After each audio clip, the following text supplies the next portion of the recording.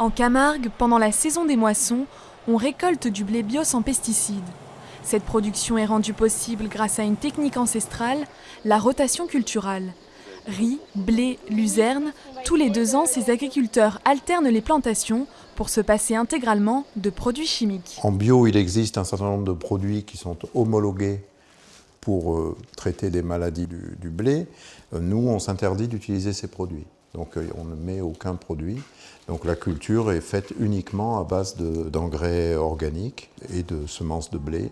Et ensuite, il n'y a pas autre chose. Cette technique a séduit une entreprise de pâtes qui se lance depuis peu dans un partenariat avec ses agriculteurs.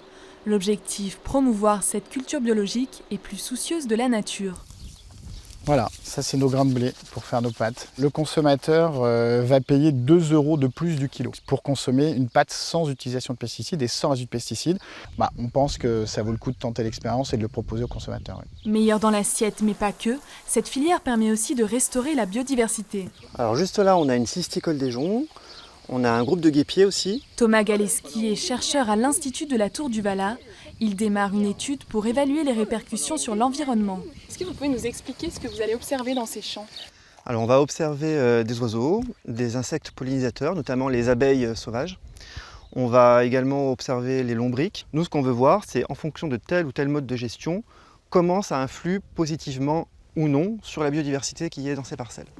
Rendez-vous dans 3 ans pour connaître les résultats de cette étude.